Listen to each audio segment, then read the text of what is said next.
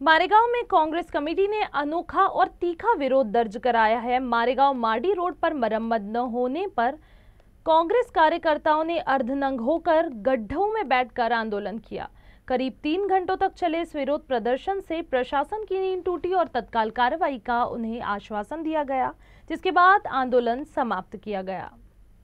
मारेगांव मार्डी मार्ग पर जगह जगह गड्ढों ने स्थानीय जनता की परेशानी बढ़ा दी है।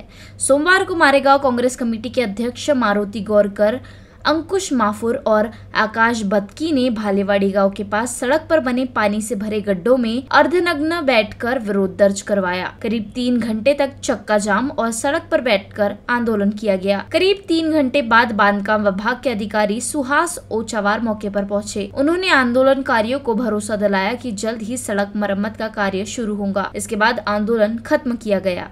आज मारेगाव तालुकाच्या वतीने इथे गड्डा बुजवण्यासाठी रस्त्याच्या कामासाठी जे आंदोलन अर्धनग्न आंदोलन केलेलं आहे, तर त्याला जनतेचा खूप चांगला प्रतिसाद मिळालेला आहे आणि खूप मोठी शोकांतिका आहे की या रस्त्याचे 2 वेळा उद्घाटन झालेले आहे, परंतु आतापर्यंत काम काही पूर्णपणे झालेलं नाही आणि मागच्या वेळेस याचं 2.5 कोटी रुपयाचं फंड आलेलं आहे आणि ते फंड कुठे गेलं हे आजपर्यंत माहित नाही आणि आता पुन्हा एक फंड आला, परंतु रस्ता झाला नाही।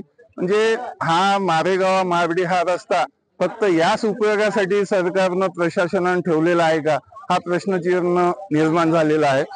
आज या आंदोलनाची खऱ्या अर्थानं गरज होती। ही गरज म्हणजे आज आपण रस्ता जो पाहत आहोत, हे जे खड्डे रस्त्यामध्ये आहे, हे रस्त्यात खड्डे की खड्ड्यात रस्ते हे कळायला मार्ग नाही आहे। आज आपण या रोडमुळे कित्येक जीव गेले, कित्येकाचे ऍक्सिडेंट होऊन ते भरती गेले, कित्येकाला मनक्याचा आजार झाला।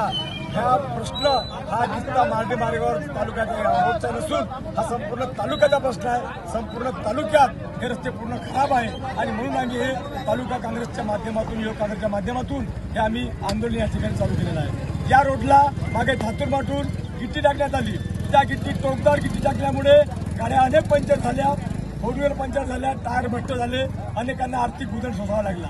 त्यानंतर यांनी साईडची माती सायडिंग भरल्या, सायडिंग भरत असताना कच्च्या मातीने सायडिंग भरल्या, अनेक गाड्या एकदम फसल्या, निघत नव्हत्या, टोचन लावून दुसरी गाडी बोलावून जेसीबी बोलावून या रोडच्या सायडिंगच्या गाड्या भरलेल्या गाड्या काढाव्या लागलं। अशी परिस्थिती आहे।